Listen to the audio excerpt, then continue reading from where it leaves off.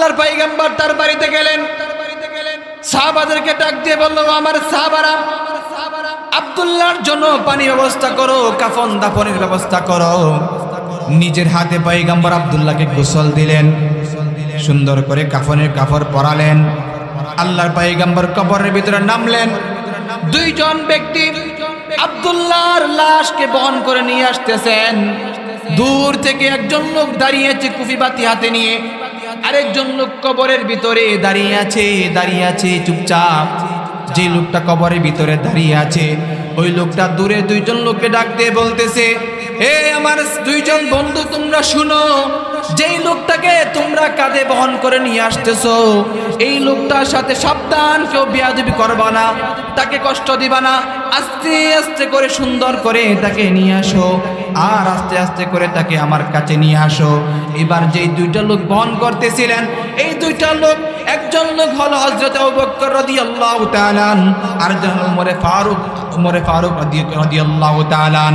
দূর থেকে যেই লোকটা কুফিবাতি নিয়ে দাঁড়িয়ে আছেন সেই লোকটা হলো হযরত বিলাল রাদিয়াল্লাহু তাআলা আনহু। আর কবরের ভিতরে যে লোকটা নামলেন তিনি হলেন সাইয়্যিদিনা মুহাম্মদ সাল্লাল্লাহু আলাইহি ওয়াসাল্লাম। আল্লাহর পয়গম্বর তাকে কবরের ভিতরে রাখলেন। রাখার পরে সুন্দর করে তাকে সুন্দর করে দাফন দিলেন। দাফন দেওয়ার পরে আল্লাহর কাছে বললেন, আয় আল্লাহ, আজকের এই সন্ধ্যা পর্যন্ত আমি আব্দুল্লাহ যুলবায়দাইনের প্রতি সন্তুষ্ট ছিলাম। ও আরশের মালিক আল্লাহ, তুমিও আব্দুল্লাহ যুলবায়দাইনের প্রতি সন্তুষ্ট হয়ে যাও, তুমিও তাকে মহব্বত করো। আমি আব্দুল্লাহর প্রতি সন্তুষ্ট আছি। এই কথা বলার পরে মুহাম্মদ যার জন্য দোয়া করলেন, বলেন তো দেখি, যেই ব্যক্তির প্রতি নই পয়গম্বর সন্তুষ্ট এই ব্যক্তি আল্লাহর জান্নাতে যাবে কি যাবে না? আল্লাহ জান্নাতে যাওয়ার জন্য প্রস্তুত হয়ে গেলেন।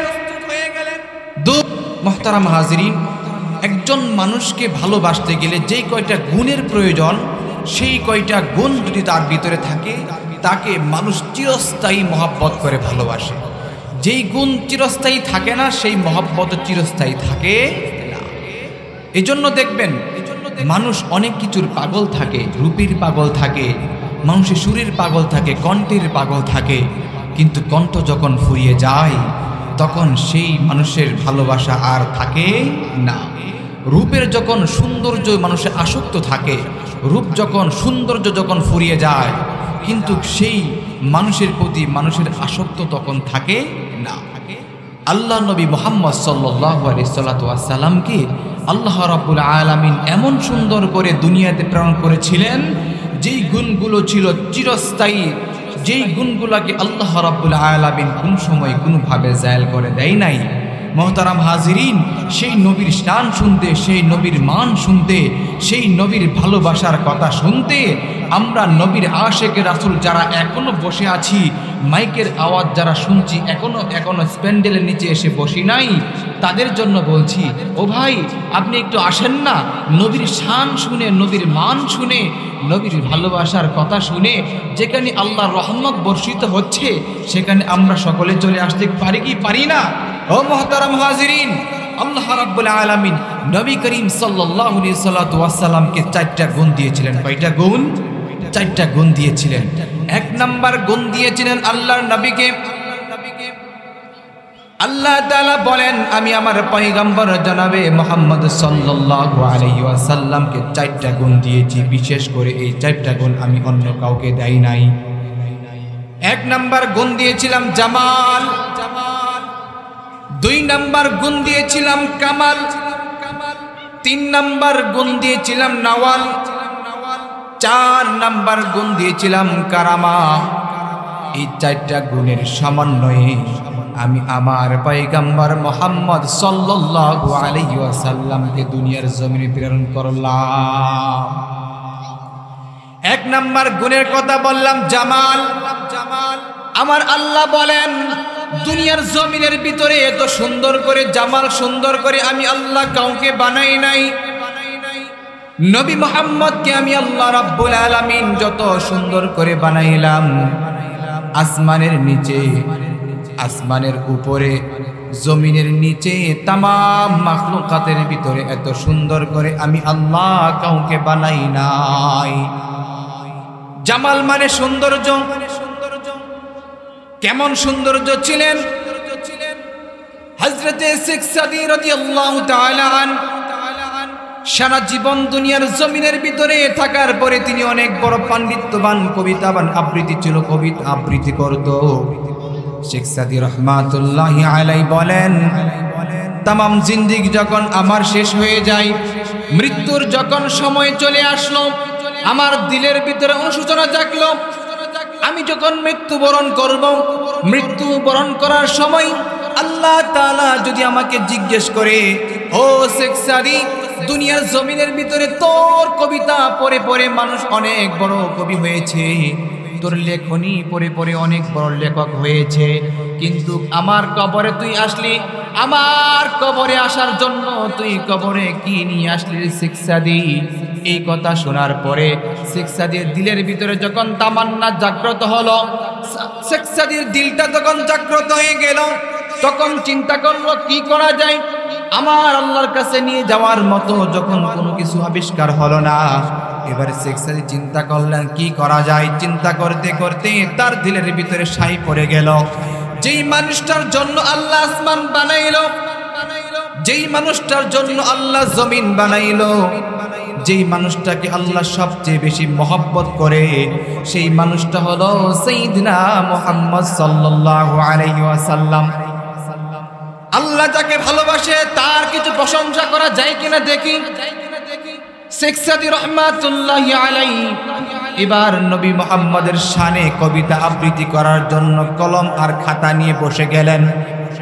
দীর্ঘ সময় পার করতেছে শেখ সাদী রহমাতুল্লাহি আলাইহি আল্লাহর নবী জনাবে মুহাম্মদ সাল্লাল্লাহু আলাইহি ওয়াসাল্লামের শানে কবিতা লিখবে, কিন্তু কি কবিতা লিখবে খুঁজে পাচ্ছে না। হঠাৎ করে এক মুহূর্তে তার জেহানে চলে আসলো, বালাগাল উলা বিকামালিহি কাশাফাত তুজা বিজামালিহি হাসনাত জামিউ খিসালিহি সাল্লু আলাইহি ওয়া আলিহি।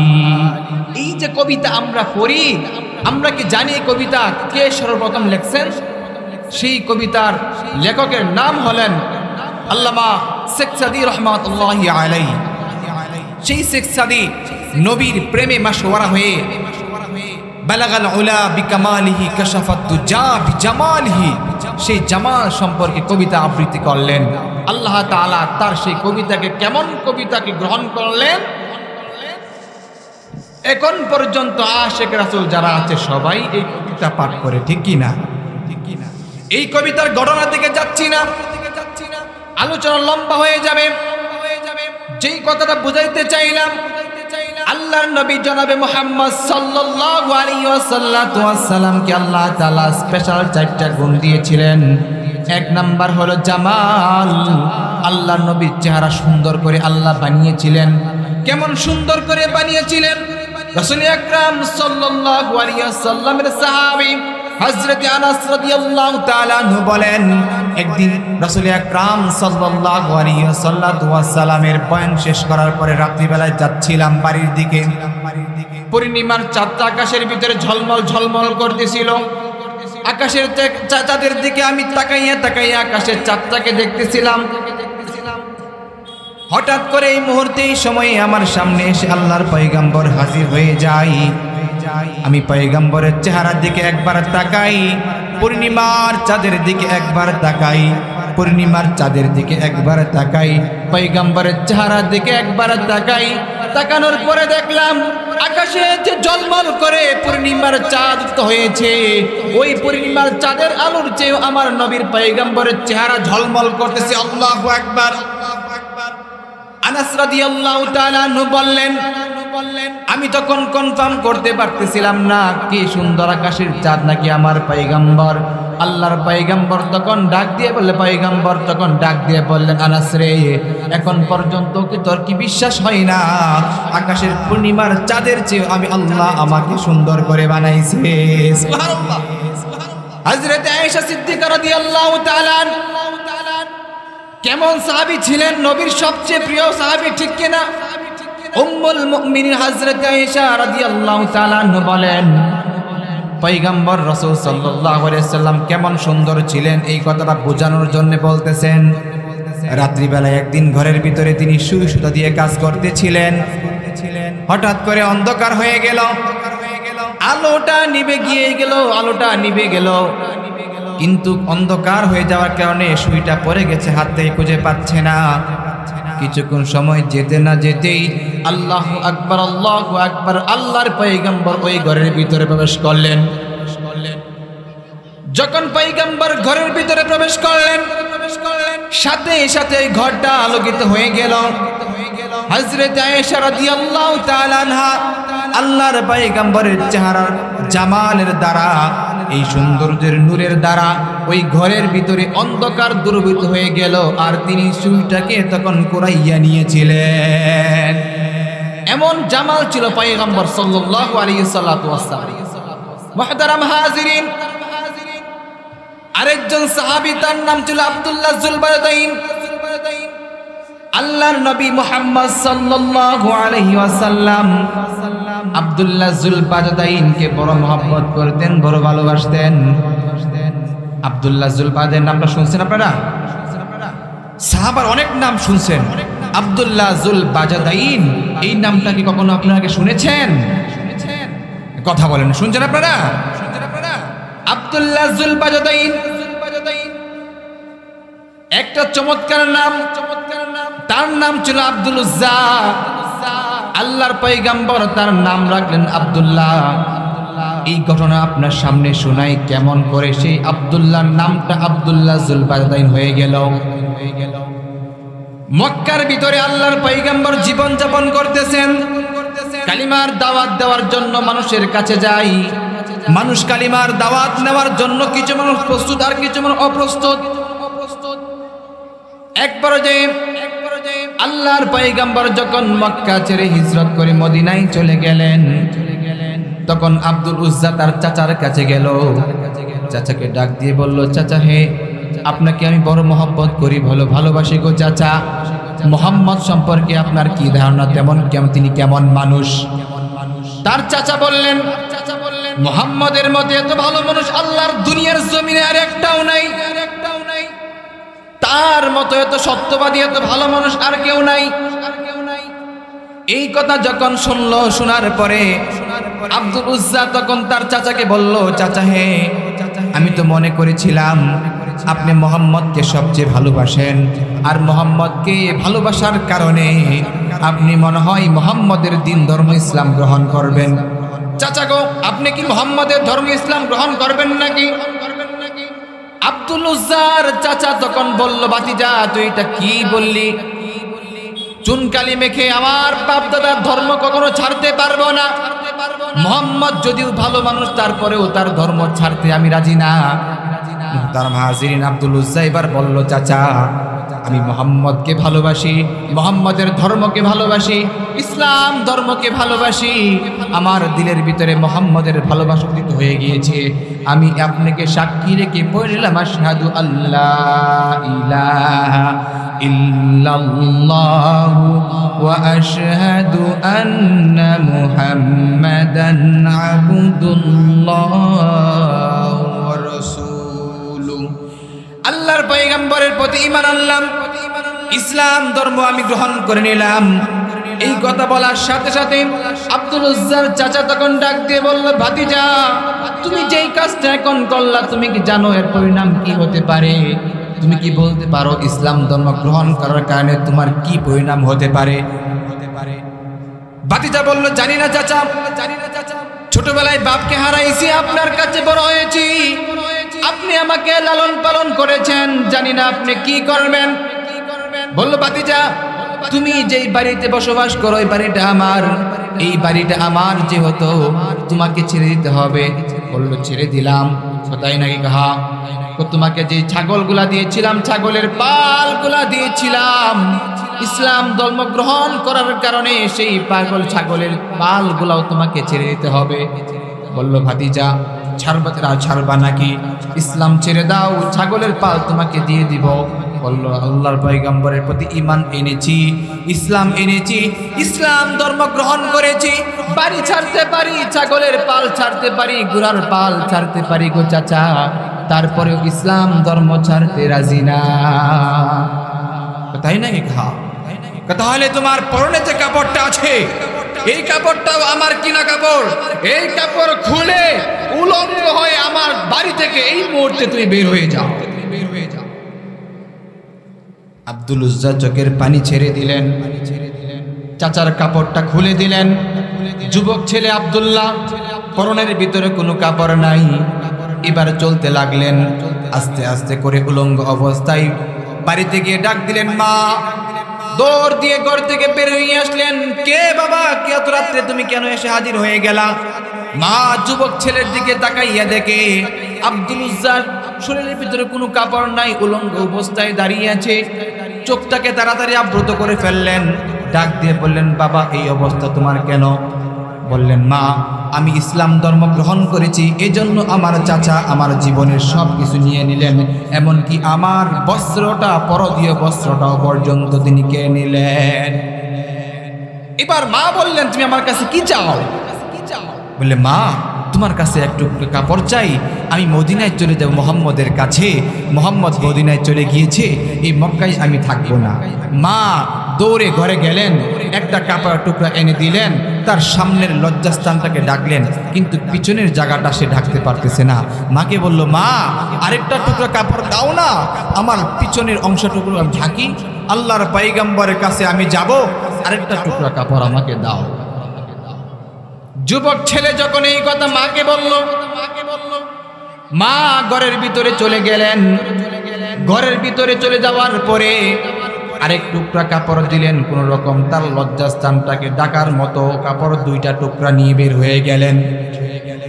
যুবক ছেলে মক্কা ছেড়ে মদিনায় যাচ্ছে। টাকা নাই, পয়সা নাই, খাবার নাই, দাবার নাই, না খাওয়া অবস্থায় যখন মক্কা ছেড়ে মদিনার দিকে হিজরত করতেছে, আস্তে আস্তে সময় যখন পাড়ি দিয়ে মদিনায় হিজরত করে নবীর দরবারে হাজির হয়ে গেলেন। আল্লাহর নবী সাহাবাদেরকে কথা বলতেছিলেন, আল্লাহর পয়গম্বর তাকিয়ে দেখলেন একটা যুবক, তার পরনের ভিতরে দুইটা টুকরা কাপড়। ডাক দিয়ে বলল কে যুবক, তুমি কোন জায়গা থেকে আসলা, কেন আসলা? তোমার চেহারা দেখা যায় উস্কো খুস্কো, দাড়ির ভিতরে বালু ভরে আছে, ক্লান্ত চেহারা, চোখ দুটা না খাওয়া অবস্থায় গর্তের ভিতরে চলে গিয়েছে। এবার আল্লাহর পয়গম্বরের উত্তরে ডাক দিয়ে বললেন ওগো পয়গম্বর, আল্লাহর রব্বুল আলামিনের ধর্মকে, ইসলাম ধর্মকে আমি গ্রহণ করেছি, আপনাকে মহব্বত করার কারণে আমার জীবনে সব কিছু বিসর্জন দিতে হয়েছে, আমি মক্কা ছেড়ে হিজরত করে আপনার দরবারে এসে হাজির হয়ে গেলাম। কি নাম তোমার? নাম হলো আব্দুল উজ্জা। না, নবীজি বললেন আজকে থেকে তোমার নাম আব্দুল উজ্জা না, আজকে থেকে তোমার নাম হলো আব্দুল্লাহ, আজকে থেকে তোমার নাম হলো আব্দুল্লাহ। আসহাবে সুফফার সাথীদেরকে ডাক দিয়ে বললেন ও আসহাবে সুফফার সাথীরা শোনো, আব্দুল্লাহ এসেছে মক্কা ছেড়ে, ইসলাম ধর্ম গ্রহণ করেছে। ইসলাম ধর্ম গ্রহণ করার কারণে তার জীবনের সব কিছু ত্যাগ তিতিক্ষা করেছে, সব কিছু হারাইতে হয়েছে ইসলাম ধর্মের কারণে, সব কিছু ছেড়ে ইসলাম ধর্ম গ্রহণ করেছে। আব্দুল্লাহকে আসহাবে সুফফার ভিতরে কোরআন শিক্ষার জন্য নিয়ে যাওয়া হলো। আসহাবে সুফফার ভিতরে কোরআন শিখতেছে আব্দুল্লাহ। নবীর কাছে জিজ্ঞেস করলো, জিজ্ঞেস করতেছে, কি জিজ্ঞেস করলেন?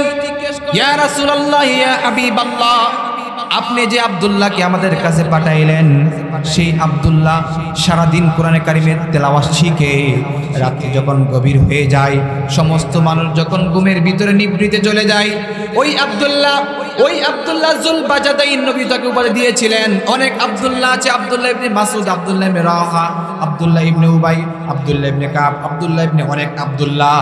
তখন আব্দুল্লাহকে তখন কি নামে ডাকবে? আল্লাহর পয়গম্বর তখন বললেন আব্দুল্লাহ জুল বাজাদাইন। তার মানে হলো দুইটা কম্বলের টুকরার অধিকারী হলো যেই সাহাবী, সেই সাহাবার নাম হলো আব্দুল্লাহ জুল বাজাদাইন। সাহাবারা নবীজির কাছে শিকায়ত করলো, অভিযোগ করলেন, ইয়া রাসূলুল্লাহ, ইয়া হাবিবাল্লাহ, আব্দুল্লাহ জুল বাজাদাইন সারাদিন কোরআন তেলাওয়াত করে, আমরাও কোরআন শিখি।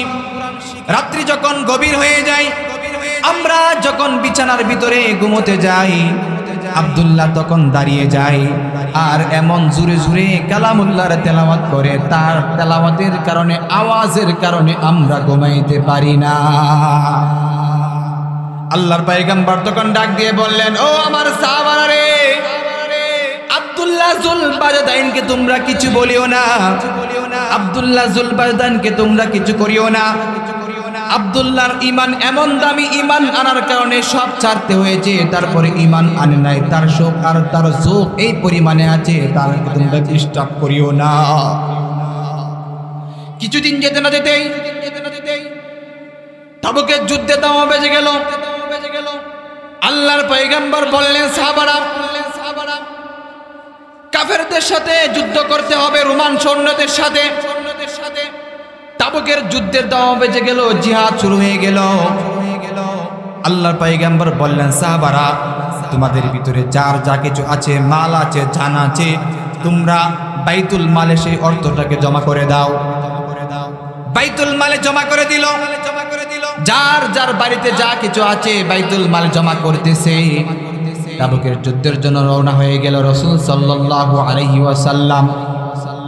কিছু দূর যেতে না যেতেই আল্লাহর পয়গম্বরের সামনে আব্দুল্লাহ জুলবাজদাইন এসে হাজির হয়ে যায়। ডাক দিয়ে বলে, ইয়া রাসূলুল্লাহ, ইয়া হাবিবাল্লাহ, আপনার দরবারে এসে হাজির হয়ে গিয়েছি। বারা আপনাকে জান দিয়েছে, মাল দিয়েছে, মহিলারা ঘর থেকে স্বর্ণ দিয়েছে, কানের অলংকারের দুলগুলা খুলে দিয়েছে। আমি আব্দুল্লাহ, আমি মক্কা ছেড়ে মদিনায় আসছি, আমার ঘরে কোনো খাবার নাই, কোনো কিছু নাই, আমার এই জানটা ছাড়া ইয়া রাসূলুল্লাহ আমার কাছে আর দেওয়ার মতো কিছু নাই। আমি আপনার জন্য আমার জানটাকে দিয়ে দিলাম, এই তাবুকের যুদ্ধের ভিতরে যেন আমার জানটাকে আল্লাহ রাব্বুল আলামিন কবুল করে নেয়। আল্লাহর পয়গম্বর তখন বললেন, ওগো আব্দুল্লাহ জুলবাজদাইন, যাও তুমি একটা গাছের কিছু নিয়ে আসো।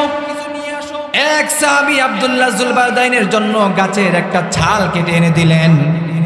আল্লাহর পয়গম্বর সেই ছালটা হাতে নিলেন, বরকতি হাত দ্বারা আব্দুল্লাহ জুলবাজদাইনের বাহুর ভিতরে বেঁধে দিলেন, আর আল্লাহর কাছে দোয়া করলেন, ও আরশের মালিক আল্লাহ, আব্দুল্লাহ জুলবাজদাইনকে আমি ভালোবাসি, আব্দুল্লাহ জুলবাজদাইনের রক্তকে আমি কাফেরদের জন্য হারাম করে দিলাম। যুদ্ধ শুরু হয়ে গেল। আল্লাহর পয়গম্বর যখন এই দোয়া করে দিলেন, আব্দুল্লাহ তখন বললেন, ইয়া রাসূলুল্লাহ, ইয়া হাবিবাল্লাহ, আমি চেয়েছিলাম তবুকে যুদ্ধের ভিতরে যুদ্ধ করতে করতে, কাফেরদের সাথে মোকাবেলা করতে করতে শহীদ হয়ে যাই, আর আল্লাহ রাব্বুল আলামিন আমাকে শহীদ হিসাবে কবুল করুক, আল্লাহর জান্নাতে যেন আমি যেতে পারি। আপনি এমন দোয়া করে দিলেন, আমি তো এখন শহীদ হতে পারবো না। আল্লাহর পয়গম্বর বললেন, শোনো, তুমি যেহেতু ঘর থেকে জিহাদ করার নিয়তে বের হয়ে গিয়েছো, এখন তুমি যদি ঘরের ভিতরে জ্বরে আক্রান্ত হয়ে মারা যাও, তারপরে আল্লাহ রাব্বুল আলামিন তোমাকে শহীদি নাজরানা হিসাবে কবুল করে নেবে। ঘর থেকে বের হয়ে গিয়েছে জিহাদের জন্য, আল্লাহ তাআলা তখন তাকে শহীদ হিসাবে কবুল করেন। আল্লাহু আকবার। মুহতারাম হাজিরিন, যুদ্ধ চলতেছে। আল্লাহর পয়গম্বর তাবুকের যুদ্ধের ভিতরে শুরু হয়ে গেলেন। রোমান সৈন্যরা 30,000 রোমান সৈন্য, 30,000 মুসলমান সৈন্য, 2 লক্ষ রোমান সৈন্য। আল্লাহর পয়গম্বর যখন 30,000 সৈন্যদেরকে নিয়ে তাবুকের যুদ্ধে যাচ্ছেন, কাফেররা ভয় পেয়ে গেল, আতঙ্ক হয়ে গেল। এবার দেখেন 2 লক্ষ রোমান সৈন্যরা পয়গম্বরকে ভয় পেয়ে তারা তাবুক যুদ্ধ থেকে পলায়ন করলেন। মুসলমানের বিজয় হয়ে গেল, মুসলমানদের কালিমার পতাকা উড্ডীন হয়ে গেল, আল্লাহর জমিনে আল্লাহর দ্বীন কায়েম হয়ে গেল। এদিক দিয়ে সাহাবারা যখন বাড়ি চলে গেল, অনেক লম্বা ঘটনা সংক্ষিপ্ত করছি। মুহতারাম হাজিরিন, সাহাবারা কেরামে কেউ পরে যখন বাড়িতে চলে যাচ্ছে, কিছুদিন যেতে না যেতেই আব্দুল্লাহ জুলবাজদাইনকে আল্লাহর পয়গম্বর দেখে না। ডাক দিয়ে বলল, আমার আব্দুল্লাহ কোথায়? আব্দুল্লাহকে দীর্ঘদিন পর্যন্ত দেখি না, আমার আব্দুল্লাহ কোথায়? আব্দুল্লাহ যুলবায়দাইনের অসুস্থ সাহাবী সংবাদ শুনাইলেন। আল্লাহর পয়গম্বর তার বাড়িতে গেলেন। কিছুদিন পরেই আল্লাহর পয়গম্বর যখন দেখতে পেলেন তার অসুস্থ, তার জন্য দোয়া করে চলে আসলেন এবং সেই আব্দুল্লাহ যুলবায়দাইনি সেই জ্বরে আক্রান্ত হয়ে মারা যায়। আল্লাহর পয়গম্বর তার বাড়িতে গেলেন, সাহাবাদেরকে ডাক দিয়ে বলল, আমার সাহাবারা, আব্দুল্লাহর জন্য পানির ব্যবস্থা করো, কাফন দাফনের ব্যবস্থা করো। নিজের হাতে পয়গম্বর আব্দুল্লাহকে গোসল দিলেন, সুন্দর করে কাফনের কাপড় পরালেন। আল্লাহর পয়গম্বর কবরের ভিতরে নামলেন। দুইজন ব্যক্তি আব্দুল্লাহর লাশকে বহন করে নিয়ে আসতেছেন। দূর থেকে একজন লোক দাঁড়িয়ে আছে কুফি বাতি হাতে নিয়ে, আরেকজন লোক কবরের ভিতরে দাঁড়িয়ে আছে চুপচাপ। যে লোকটা কবরের ভিতরে দাঁড়িয়ে আছে ওই লোকটা দূরে দুইজন লোককে ডাক দিয়ে বলতেছে, এ আমার দুইজন বন্ধু, তোমরা শুনো, যেই লোকটাকে তোমরা কাঁধে বহন করে নিয়ে আসতেছো এই লোকটার সাথে সাবধান, কেউ বেয়াদবি করবা না, তাকে কষ্ট দিবা না, আস্তে আস্তে করে সুন্দর করে তাকে নিয়ে আসো, আর আস্তে আস্তে করে তাকে আমার কাছে নিয়ে আসো। এবার যেই দুইটা লোক বহন করতেছিলেন এই দুইটা লোক, একজন লোক হলো হযরত আবু বকর রাদিয়াল্লাহু তাআলা আনহু, আরেকজন হলো উমরে ফারুক রাদিয়াল্লাহু তাআলা আনহু। দূর থেকে যেই লোকটা কুফিবাতি নিয়ে দাঁড়িয়ে আছেন সেই লোকটা হলো হযরত বিলাল রাদিয়াল্লাহু তাআলা আনহু। আর কবরের ভিতরে যে লোকটা নামলেন তিনি হলেন সাইয়্যিদিনা মুহাম্মদ সাল্লাল্লাহু আলাইহি ওয়াসাল্লাম। আল্লাহর পয়গম্বর তাকে কবরের ভিতরে রাখলেন। রাখার পরে সুন্দর করে তাকে সুন্দর করে দাফন দিলেন। দাফন দেওয়ার পরে আল্লাহর কাছে বললেন, আয় আল্লাহ, আজকের এই সন্ধ্যা পর্যন্ত আমি আব্দুল্লাহ যুলবায়দাইনের প্রতি সন্তুষ্ট ছিলাম। ও আরশের মালিক আল্লাহ, তুমিও আব্দুল্লাহ যুলবায়দাইনের প্রতি সন্তুষ্ট হয়ে যাও, তুমিও তাকে মহব্বত করো। আমি আব্দুল্লাহর প্রতি সন্তুষ্ট আছি। এই কথা বলার পরে মুহাম্মদ যার জন্য দোয়া করলেন, বলুন তো দেখি, যেই ব্যক্তির প্রতি নবী পয়গম্বর সন্তুষ্ট এই ব্যক্তি আল্লাহর জান্নাতে যাবে কি যাবে না? আল্লাহ জান্নাতে যাওয়ার জন্য প্রস্তুত হয়ে গেলেন। দূর থেকে দাঁড়িয়ে দাঁড়িয়ে দেখতেছিলেন জলিল কদর সাহাবী হযরত ইবনে আব্বাস রাদিয়াল্লাহু তাআলা আনহু, আব্দুল্লাহ ইবনে আব্বাস রাদিয়াল্লাহু তাআলা আনহু দূর থেকে দাঁড়িয়ে দাঁড়িয়ে দেখতেছিলেন। তিনি বর্ণনা করেন, আজকের এই কবরটা যদি আব্দুল্লাহ যুলবায়দাইনের না হয়ে আমি আব্দুল্লাহ ইবনে আব্বাসের হতো তাহলে কতই না সৌভাগ্যবান হতো। আমার কবরটা যদি পয়গম্বর নিজের হাতে আমাকে দিতেন। এমন মহব্বত করেছিলেন আব্দুল্লাহ যুলবায়দাইন সাল্লাল্লাহু আলাইহি ওয়াসাল্লামকে, নিজের জীবন দিলেন, নিজের জানটা পর্যন্ত আল্লাহর রাস্তায় বিলিয়ে দিলেন। তাবুকের যুদ্ধে গেলেন, নিজের জান ছাড়লেন, নিজের মাল ছাড়লেন, বাড়ি ছাড়লেন, গাড়ি ছাড়লেন, সব কিছু ছাড়লেন ইসলামের জন্য, ইমানের জন্য সব কিছু ছাড়লেন। ও মুসলমান, আজকে যদি আমাদের জন্য সামনে দিন আসে ইসলামের জন্য, ইমানের জন্য, ইসলামের জন্য, ইমানের জন্য আমরা জান দিতে তৈয়ার আছি ইনশাআল্লাহ। মুহতারাম হাজিরিন, আরেকজন ছোট্ট সাহাবী, সেই ছোট্ট সাহাবীর নাম ছিল তালহা ইবনে বারা রাদিয়াল্লাহু তাআলা আনহু। নাম শুনছেননি? তালহা ইবনে বারা রাদিয়াল্লাহু তাআলা আনহু রাসূল আকরাম সাল্লাল্লাহু আলাইহি ওয়াসাল্লামের ছোট্ট সাহাবী বারা রাদিয়াল্লাহু তাআলা আনহু আল্লাহর পয়গম্বরের দরবারে আসলেন কথা শোনার জন্য। কথা শুনতেছেন, নবী করিম সাল্লাল্লাহু আলাইহি ওয়াসাল্লাম কথা বলতেছে, সাহাবায়ে কেরাম কথা শুনতেছেন। নবী বললেন, আমার কথা যে মানবে, আমার কথা যে মানবে তার জন্য জান্নাত ওয়াজিব, আর আমি যেগুলা নিষেধ করেছি সেইগুলা যে ছাড়বে তার জন্য জান্নাত ওয়াজিব। সবাই চলে গেলেন। ছোট্ট সাহাবী তালহা বসে আছে, নবীর কাছে দাঁড়িয়ে আছে। নবীর কাছে বসে বসে রইলেন, চুপ করে রইলেন। সবাই চলে গেছে। তালহাকে ডাক দিয়ে বললেন, কি গো বাবা, তুমি যাও না কেন? কি নাম তোমার? ছোট্ট ছেলে বলে, আমার নাম তালহা। তুমি কি বারার ছেলে নাকি? হ্যাঁ, আমি বারার ছেলে। তাহলে বসে আছো কেন? সবাই তো চলে গেছে, তুমিও চলে যাও। ইয়া রাসূলুল্লাহ, ইয়া হাবিবাল্লাহ, আপনি বলেছেন আপনার কথা যেই ব্যক্তি মানবে সেই ব্যক্তির জন্য জান্নাত। আমি ছোট মানুষ, জানি না বাড়িতে চলে গেলে আগামী কালকে আবার এসে আপনার কাছে আপনার কথা শুনে মানতে পারি কিনা আমার জানা নাই, কিন্তু আপনি আমাকে এমন একটা ওসিয়ত করেন, এমন একটা কথা বলেন যেই কথাটা আমি মানবো আর মানার কারণে আমার জন্য জান্নাত ওয়াজিব হয়ে যায়। মুসলমান বন্ধুরা রে আমার, তালহা ইবনে বারা রাদিয়াল্লাহু তাআলা এই কথা যখন বলল, আল্লাহর পয়গম্বর অবাক হয়ে গেলেন। ছোট্ট ছেলে কথা বলল, কত বড়। তাকাইয়া দেখে সামনে দেখা যায় তার বাবা ওই যে দাঁড়িয়ে আছে। এবার তার ছেলেকে বলল, গো তালহা তুমি যাও তোমার বাবার গর্দানটা, এই যে তোমার খন্দক দেওয়া যায়, খন্দক দিয়ে তোমার বাবার কল্লাটা নিয়ে আসো। যেই বলল আল্লাহর পয়গম্বর এই কথা, সাথে সাথে ছোট্ট সাহাবী তালহা দূর হয়ে দৌড় দিলেন। দৌড় দিতে দিতেই আল্লাহর পয়গম্বর তালহাকে বললেন, তালহা দাঁড়াও। আল্লাহর পয়গম্বর তালহাকে বললেন, তালহা দাঁড়াও, আর যাওয়ার প্রয়োজন নাই। আল্লাহ রাব্বুল আলামিন দুনিয়ার জমিনে আমাকে বানাইছে কোন সন্তান তার বাবার মাথাকে খণ্ডিত করার জন্য না, বরং আমাকে পাঠাইছে বাবা এবং পুত্রের ভিতরে, সন্তানের ভিতরে মহব্বত জোড়ানোর জন্য, ঠিক কিনা? মা এবং সন্তানের মহব্বতের জন্য আমাকে আল্লাহ রাব্বুল আলামিন দুনিয়ার জমিনের মধ্যে বানাইছেন। ওয়া ইন্নাকা লাআলা খুলুকিন আযীম,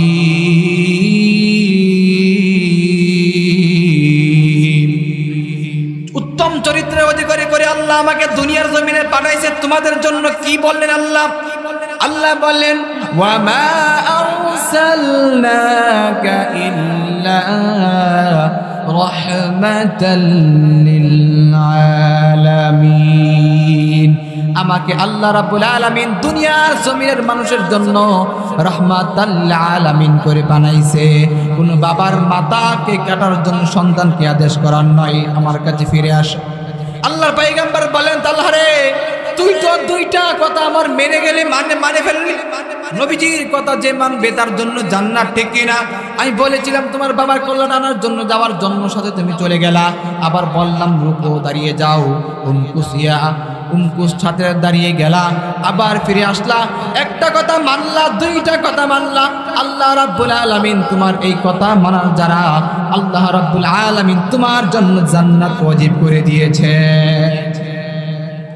মুসলমান বন্ধুরা রে আমার, কিছুদিন পরে এই ছোট্ট ছেলেরা আসে না। আল্লাহর পয়গম্বর জিজ্ঞেস করলেন, বারা তোমার তালহা কোথায়? দীর্ঘদিন পর্যন্ত দেখে আসে না। এবার ডাক দিয়ে বললেন, আমার বারা এই তালহা ছোট্ট ছেলেটা অসুস্থ হয়ে জ্বরে আক্রান্ত হয়ে বিছানার ভিতরে দীর্ঘদিন পর্যন্ত আছে, দীর্ঘদিন পর্যন্ত বিছানার ভিতরে আছে। আল্লাহর পয়গম্বর গেলেন তাকে দেখার জন্য, তার জন্য দোয়া করলেন। বললেন, তালহা ইবনে তালহা রে, বারাকে ডাক দিয়ে বললেন, ও বারা তোমার ছেলে যেই জ্বরে আক্রান্ত হয়েছে যদি দুনিয়ার জমিনের ভিতরে না থাকে তাহলে আমাকে বলবা, আমি নিজেই তালহার জন্য এসে তাকে গোসল দিব আর তাকে নিজের হাতে কাফন দাফন দিব, তাকে নিজের জানাজা আমি নিজে পড়াইয়া দিব। আল্লাহর পয়গম্বর যেই ছোট্ট সাহাবীর জন্য এত সুন্দর সুসংবাদ দিলেন, সেই ছোট্ট সাহাবীকে আল্লাহর পয়গম্বর এত ভালোবেসেছেন, এত মহব্বত করেছেন। এই মহব্বত করার পরে কিছুদিন পরে আল্লাহর পয়গম্বরের ছোট্ট সাহাবী দুনিয়া থেকে ইন্তেকাল করলেন। আল্লাহর পয়গম্বরকে খবর জানানো হয় নাই। আল্লাহর পয়গম্বর এবার বললেন, আমার তালহার কি অবস্থা? বারা বললেন, ইয়া রাসূলুল্লাহ, আপনার তালহা কিছুদিন পূর্বেই তো দুনিয়া থেকে বিদায় নিয়ে চলে গেছে। ডাক দিয়ে বলো, কি বলো? আমার এত বড় আশেক রাসূল, যাকে আমি এত মহব্বত করতাম, এত ভালোবাসতাম, তোমাকে না বলেছিলাম যদি আমার এই আশেক রাসূল মারা যায় আমাকে খবর দিবা, আমাকে খবর দিবা, কিন্তু কেন তুমি খবর দিলা না? এবার বললেন, ওগো পয়গম্বর, আপনার সেই আশেক রাসূলই তো আমাকে না নিষেধ করেছেন আপনাকে খবর না দেওয়ার জন্য। কেন না দেওয়ার জন্য খবর দিলেন? ইয়া রাসূলুল্লাহ, ইয়া হাবিবাল্লাহ, আমার সন্তান আমাকে বলল যদি আমি দিনের বেলায় মারা যাই আমার পয়গম্বরকে জানাইবা, রাত্রের বেলায় মারা গেলে আমার পয়গম্বরকে জানাইও না। আমার পয়গম্বর রাত্রে বেলায় যখন আমার সবার খবর, আমার মৃত্যুর খবর শুনবে, আমার পয়গম্বর যখন পাগলের মতো ছুটে আসা শুরু করবে, মক্কার কাফেররা রাত্রের অন্ধকারে আমার পয়গম্বরের উপর আক্রমণ করতে পারে, আমার পয়গম্বরের কষ্ট হবে আমি তলহার কারণে।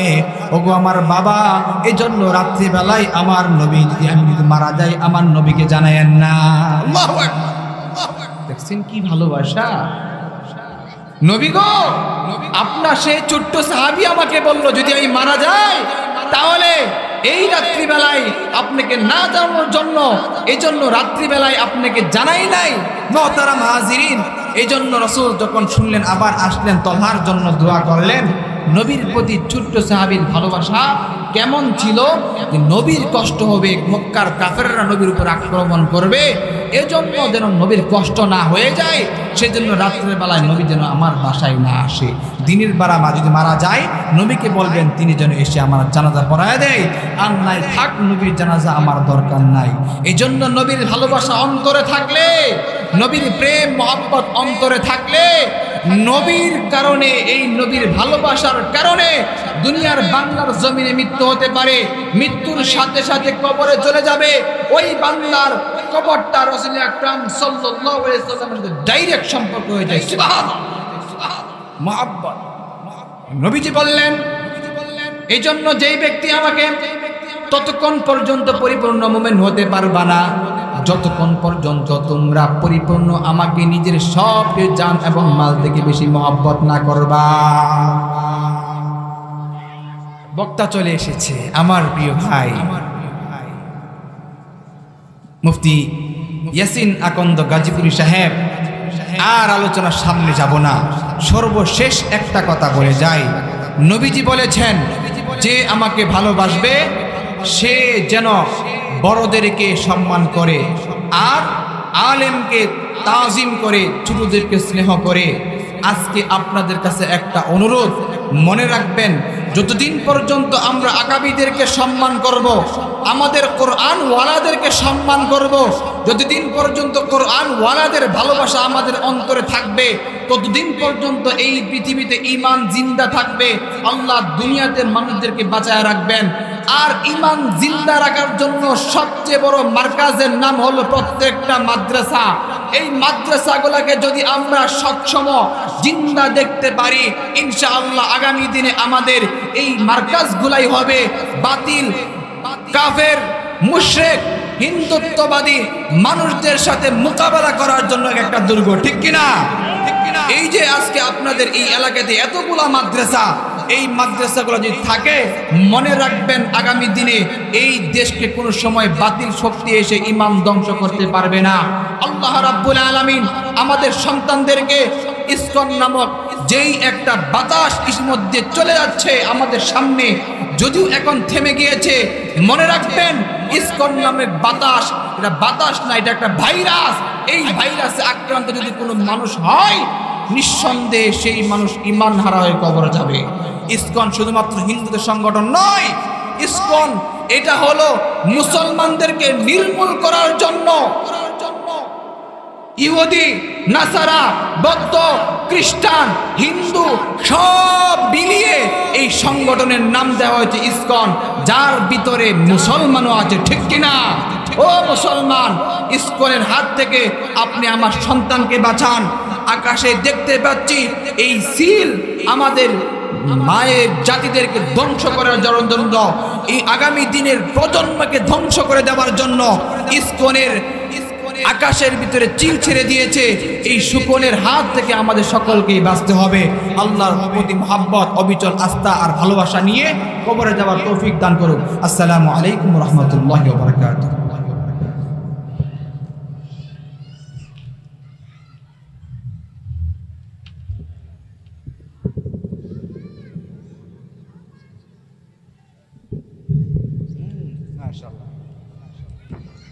Alhamdulillah, alhamdulillah.